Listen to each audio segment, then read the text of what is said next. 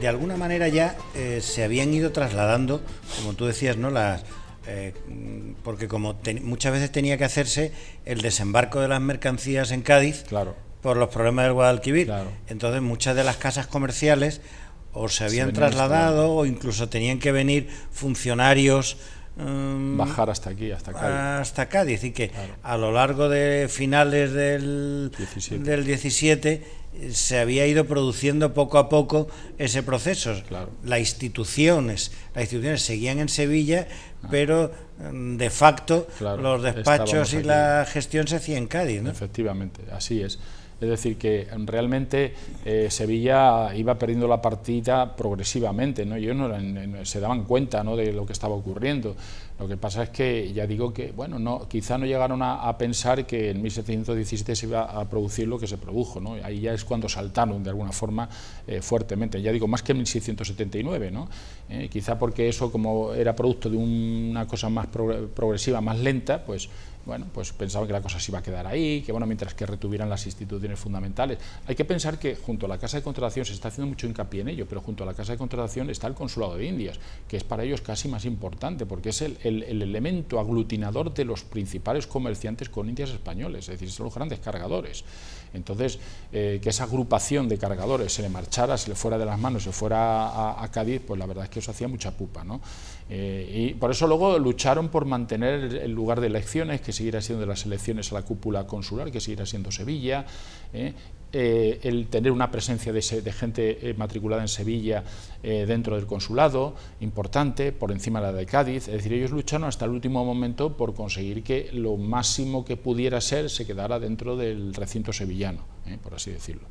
Y eso lo van a mantener en buena parte. Las dos instituciones que se trasladan es el consulado y la Casa de Contratación. Claro. Yo, para mi juicio, es más importante el consulado que la Casa de Contratación. Se hace mucho hincapié en la Casa de Contratación, pero la institución verdaderamente, en fin, dinámica, es el consulado, porque hay que pensar que incluso la Casa de Contratación, ya cuando entra en Cádiz, pierde parte de su funcionalidad porque se le pasa a la Intendencia General de Marina, que lleva Patiño. Entonces pierde parte de... y además desaparece antes, desaparece en los años 90, mientras que el consulado pasa el periodo de las Cortes y atraviesa buena parte del siglo XIX.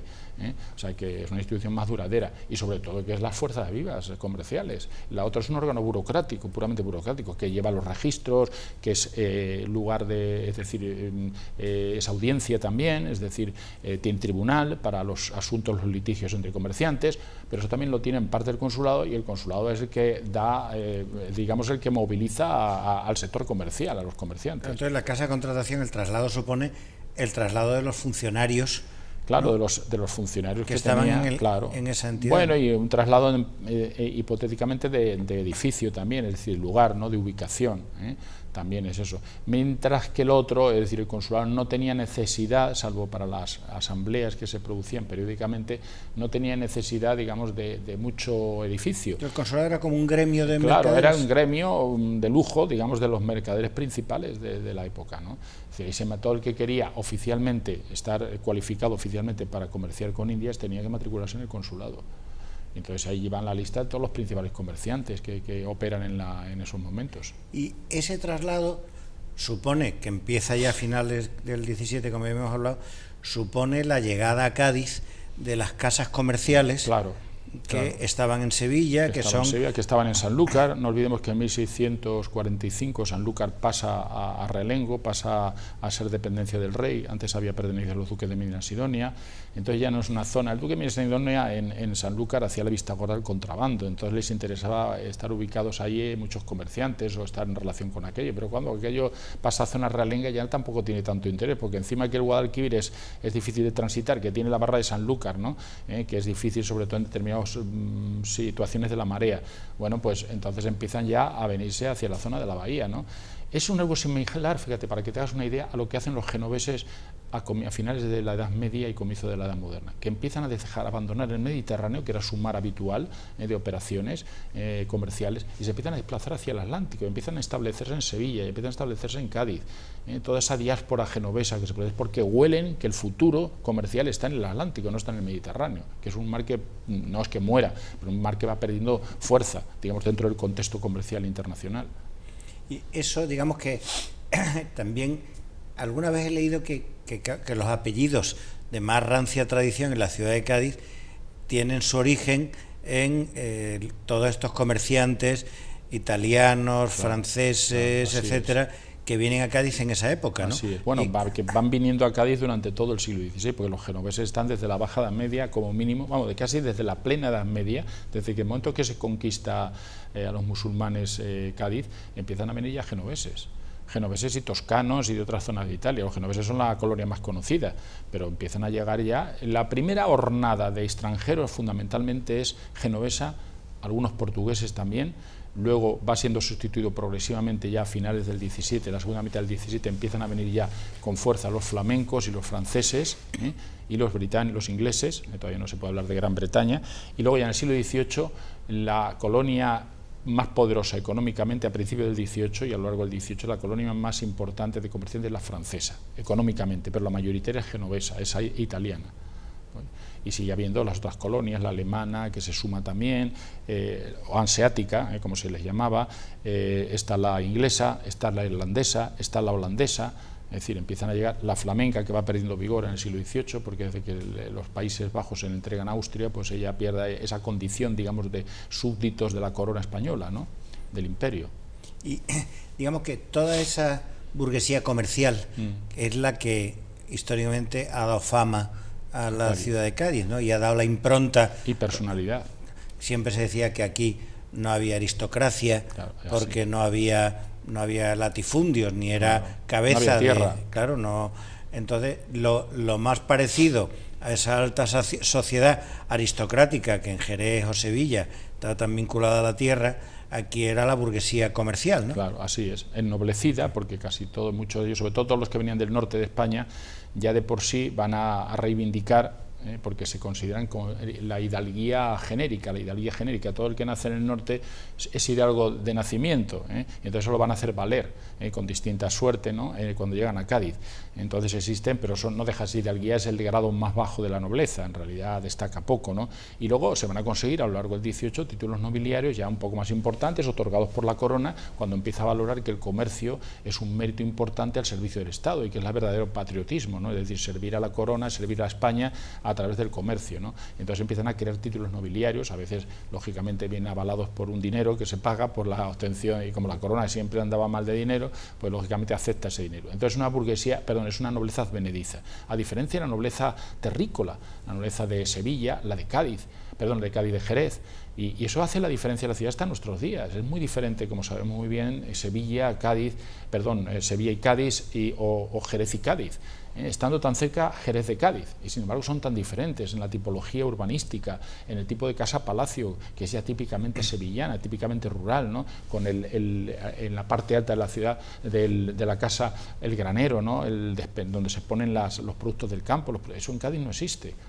En Cádiz existe la zona baja, que se dedica fundamentalmente a oficinas y almacén, y por eso es tan ancha la casa-puerta. No sé si os habéis fijado que la casa gaditana tradicional tiene una casa-puerta excesivamente profunda. ¿Por qué? Porque abajo interesa dependencias amplias para establecer ahí en las accesorías, que es otra cosa muy gaditana, en las accesorías los stock de mercancías que luego se han de embarcar o que han venido desde América para ser revendidas. Y de alguna manera, ya que hablas de la casa, es como la mayoría del caserío gaditano es del siglo XVIII, ¿no? La actual, ¿no?, que pervive, sí, y tal, ¿no? Determina un poco la influencia genovesa italiana en la tipología de la construcción gaditana, ¿no? Y viene, ¿no? Sí, bueno, eso se dice, es una miscelánea, los mármoles, digamos, las columnas de los patios. Eso es cierto. Hay mucha influencia italiana en las iglesias, además hay encargos que vienen de Italia expresamente. Por ejemplo, buena parte de los mármoles, de los retablos y figuras de mármol que existen sin ir más lejos en Santo Domingo, vienen de Italia. Los embarcan desde ahí porque son comprados directamente a talleres italianos, ¿no? Es decir, que hay una influencia. Ahora, la tipología de casa gaditana es una tipología mixta, es decir, tiene influencias efectivamente los mármoles, pues lo que sería Italia, pero luego también tiene influencia francesa, tiene una parte autóctona también, es decir, lo que sería de arquitectura popular. Es decir, es una mezcla. Yo no la asociaría ni a la casa italiana, aunque tenga elementos italianos, ni a la casa francesa en puridad, ¿no? Sino que es una amalgama que surge precisamente de la convergencia de todas estas poblaciones, de todos estos grupos humanos que vienen a Cádiz, ¿no? Y luego tiene mucha importancia en la ciudad la iglesia, ¿no? Porque están aquí los conventos, decían que era porque muchos era el punto de partida de la evangelización de América y de la partida para América, entonces había de dominicos, agustinos, jesuitas, de casi todas las grandes órdenes que tenían presencia en América, tenían una casa en Cádiz, que era donde estaban a la espera de embarcar, ¿no? Y aparte las otras iglesias que a través de donativos, diezmos, etcétera, se van creando, ¿no?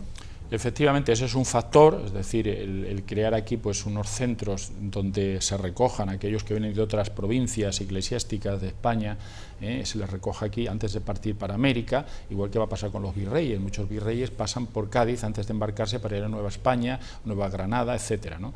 Entonces servía para eso, pero también es verdad que siempre la atención a las almas en esta zona de Andalucía, de Baja Andalucía y en Cádiz por ende, se hacía fundamentalmente a través de las órdenes religiosas, porque el clero secular era un clero muy reducido, siempre fue muy reducido en comparación con las necesidades, digamos, apostólicas que tenía la zona, la diócesis, llamémoslo así, y entonces eso va a hacer que la presencia de las órdenes religiosas sea mayor que quizá en otras partes de España. Esa es una razón también importante, ¿no? Entonces, digamos que junto con las colonias extranjeras y la Iglesia, otra característica que se incentiva mucho en la ciudad es el ramo de la guerra, que se dijo antiguamente, la presencia de la defensa, es decir, claro, el perímetro de murallas, baluartes, fuertes, la presencia de destacamentos militares. Los ingenieros militares, que hay una casa para ellos, además, que es la Casa de Cultura de Reina Sofía, que era la antigua casa donde se ubicaban, donde se establecían los ingenieros militares, que siempre tenían una presencia permanente en Cádiz, porque había continuamente que hacer obras en las murallas, dirigir pues nuevos amurallamientos, y eso hacía que la presencia fuera casi permanente, ¿no?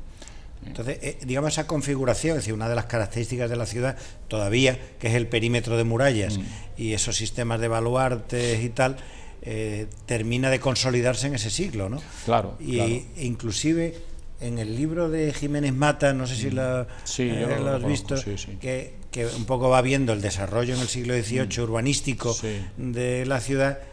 Me pareció leer que existía una cosa llamada la Junta de Fortificaciones. La Junta de Fortificaciones se crea en el 18, a principios del 18. Obtiene plusvalías de ventas y recalificaciones como se diría ahora, recalificaciones de suelos, que de repente tiene un terreno, San Carlos, pues Carlos nace así, urbanizamos San Carlos, lo vendemos y con las plusvalías que obtenemos pues podemos reparar las murallas, ¿no? Claro, efectivamente, el problema que tenía Cádiz es que tenía que mantener, no solamente hacer, sino mantener un perímetro fortificado de un alto coste. Hay que pensar que Cádiz, pues las murallas, como cualquier zona marítima, no se deterioran con los temporales, con las lluvias, las murallas se socavan. De hecho hay, en fin, conocimiento de momentos en que partes de la muralla se derrumban totalmente, ¿no?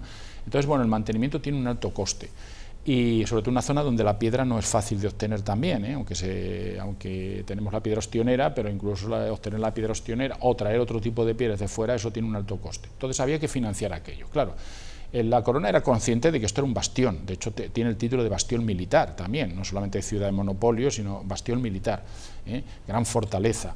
Y entonces, bueno, la corona era consciente que había que fortalecerla porque era uno de los tendones de Aquiles, o quizá el tendón de Aquiles más importante de la corona, porque aquí se recibían las flotas de Indias, que venían cargadas de plata y de oro, y que era lo que iba luego a nutrir, por así decirlo, la hacienda pública. En consecuencia, era consciente, pero no tenía dinero. Y entonces siempre va a haber una escasez de recursos para aplicarlo al amurallamiento y al mantenimiento de las murallas. Entonces había que echar mano de distintos elementos, autorizados la mayor parte de ellos por la corona, como eran las corridas de toros, por ejemplo. Las corridas de toros en parte se dedicaban a las fortificaciones, como es esta recalificación a que te has referido de zonas, como es el aumento de impuestos, sobre todo impuestos de productos básicos, se aumentaba un poquito con autorización de la corona a los productos básicos que entraban en la ciudad a través de la puerta de tierra, para con eso poder financiar y mantener el amurallamiento. Se echaba mano de esclavos también para los trabajos en las murallas. Es decir, que se utilizaban los recursos al alcance de la mano que eran necesarios pues para hacer que Cádiz se mantuviera, digamos que tenía que mantenerse, y bueno, obtuvo sus resultados. Desde 1702 ya no pudieron entrar aquí, o mejor dicho, desde 1596, para ser exactos, no pudieron entrar ya, a pesar de que hubo esfuerzos por entrar en la ciudad, ¿no?, y asaltarla, ¿no?, como en aquella época. Y luego, esta burguesía comercial y esta actividad portuaria, comercial, tal, tú decías que no tenía una impronta cultural, aunque hay esa mítica de los teatros, sí, y las representaciones teatrales, la existencia de varios teatros en la ciudad, algunos o en francés o en italiano, etcétera, ¿no? Y empiezan a aparecer periódicos con un poco, primero, como son todos los periódicos, son notas de avisos vinculadas al puerto o de avisos comerciales, pero luego empiezan las noticias, claro, de la burguesía, ¿no?, de los nacimientos social, también, claro.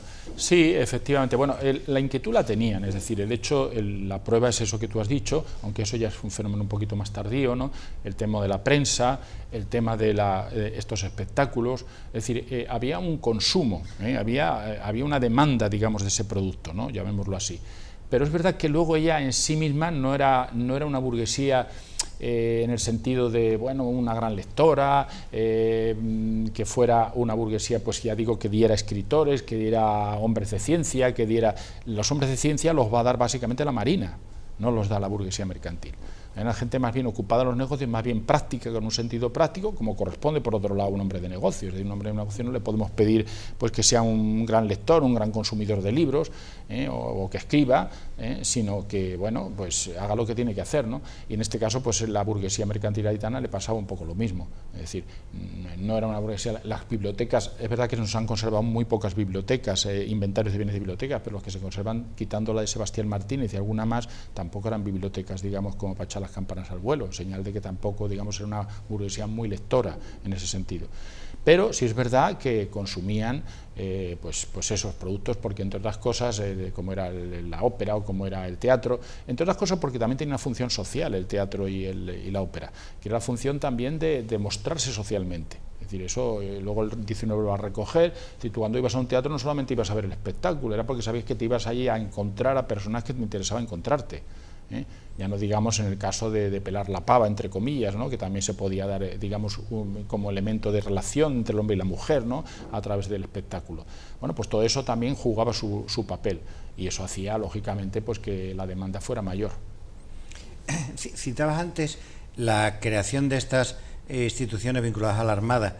Ahora has dicho un poco que la ciencia en ese momento estaba más vinculada a la Armada, sobre todo, pero empiezan a producirse, sobre todo hacia la segunda mitad del 18, creo, las expediciones científicas, claro, que promociona la corona, ¿no? Jorge Juan, Antonio de Ulloa, o hasta Mutis, claro, más tarde aún Malaspina. Es decir, que como llega la Ilustración, claro, y la corona, entre la relación entre ciencia y economía, la manera de conocer y expandir el comercio y la ocupación, ¿no?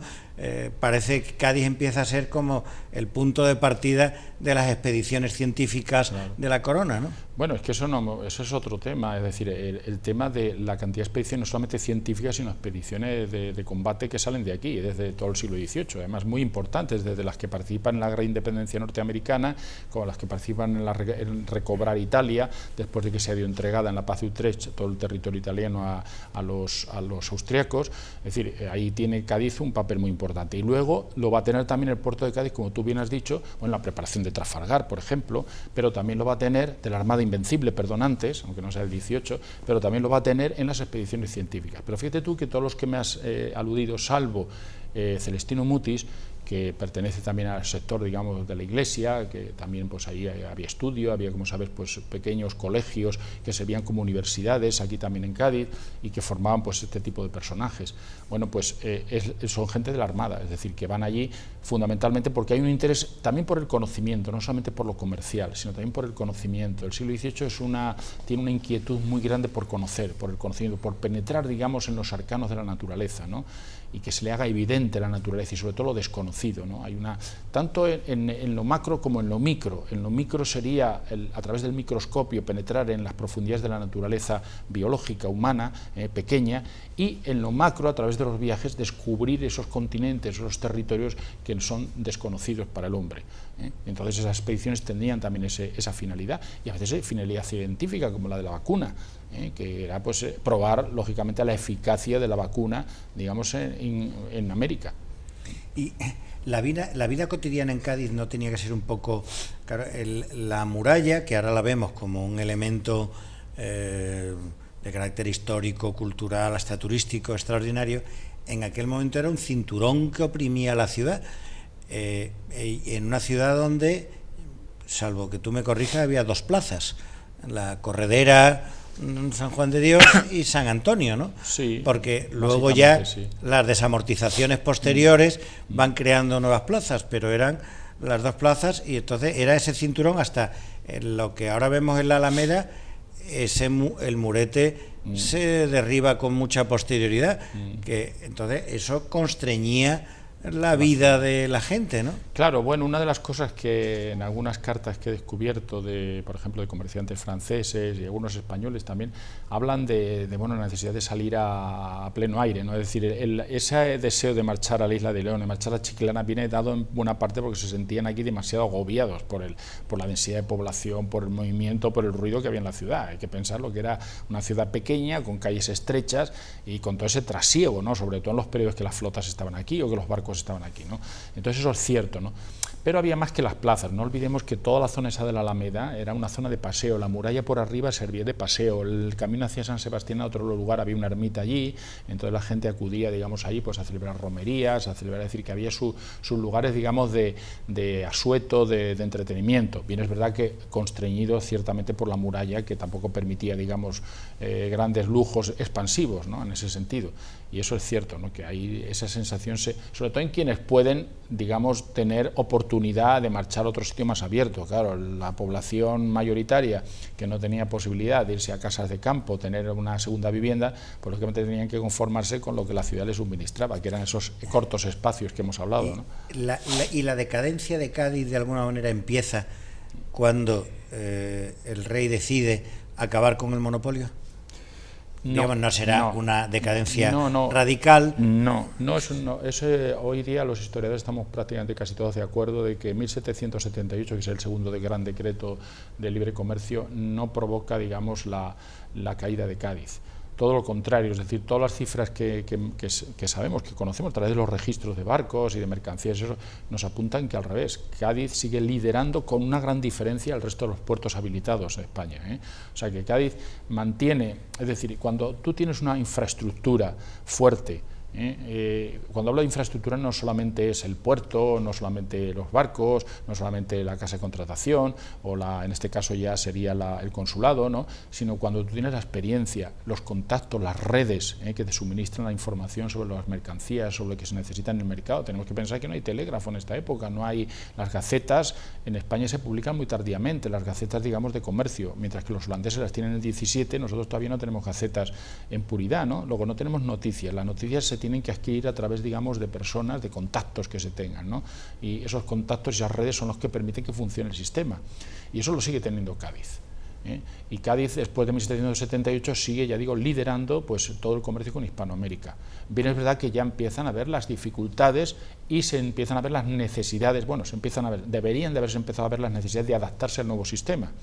Entonces lo que hay es más bien queja de los comerciantes tradicionales que han vivido al amparo del monopolio, de que el sistema este nuevo que lo único que está haciendo es provocando dificultades, de que hay una saturación de los mercados, etcétera, etcétera, ¿no? Cuando deberían haber hecho, algunos sí se adaptan un poco, pero deberían de haberse puesto las pilas, como se dice vulgarmente, para el nuevo sistema que les había venido encima, ellos pensaban que no iba a ser irreversible del todo, pero a medida que va pasando el tiempo ya sí se va viendo que efectivamente eso ya no tiene vuelta atrás, ¿no? Pero realmente lo que produce la crisis de Cádiz es básicamente las guerras continuadas, el rosario de guerras que nacen en 1796, con bloqueos de la bahía, con, digamos, corte, digamos, de las vías tradicionales de comunicación, con la entrada de los barcos neutrales, con todo el fenómeno, eso reconduce las inversiones, digamos, hacia bienes refugio. particularmente los vales reales, es decir, lo que sería la deuda pública, que es un desastre aquello, porque la deuda pública el Estado no puede pagar lo que debe, entonces mucha gente pierde sus caudales en ello. Entonces esa falta de adaptación y todo esto que estoy diciendo de la inversión en bienes refugio, unida a lo que es la crisis de la gran independencia, es que tenemos que pensar que lo de 1808, pues sí, muy bien para la Constitución de Cádiz, pero es que acá, el crecimiento que está experimentando España desde la época de Carlos III es que lo frustró totalmente, es que fue una devastación total, es que se cargó las fábricas que se habían puesto en marcha las tropas napoleónicas, no solamente aquí en Cádiz, sino en otros sitios, ¿no? Aquí en Cádiz no, porque ya digo que no llegaron los franceses a entrar dentro de Cádiz, pero sí en otras partes de España se cargaron las fábricas, las arrasaron, se llevan obras de arte, provocaron una crisis muy fuerte. Y luego es unido paralelamente al comienzo de la emancipación, es decir, al comienzo de la independencia de la América hispana. Entonces, claro, eso ya fue un golpe demasiado fuerte, que hubiera requerido, digamos, un esfuerzo por, en fin, tratar de afrontar la nueva situación para lo que Cádiz no estaba preparado. Y claro, ahí naufragó. Tuvo un gran protagonismo político en el 19, eso es evidente, pero en el fondo ese protagonismo político viene como motivo del descontento, de la pérdida de lo que había sido, que entonces hace que las ideologías más revolucionarias de la época encuentren en Cádiz una acogida fuerte. Es curioso porque aquí nace el republicanismo, el liberalismo es uno de los elementos fuertes, que en esa época era revolucionario en comparación con lo que sería el antiguo régimen, va a tener una participación grande en el anarquismo, etcétera, ¿no? Es decir pero sería como una respuesta, digamos, hemos perdido lo económico, pues nos rebelamos, y en lo político, digamos, tenemos que cambiar la situación, pero cambiarla a nivel nacional, porque nunca hubo una mira, digamos, regionalista, una mira nacionalista como en otras zonas, ¿no? Aquí, en el 19. Bueno, pues muchas gracias. Pues nada, y ha sido, me parece que entre unas cosas y otras te hemos arrancado casi una lección magistral. Pues muchas gracias. Muchas gracias a vosotros y a los teleoyentes.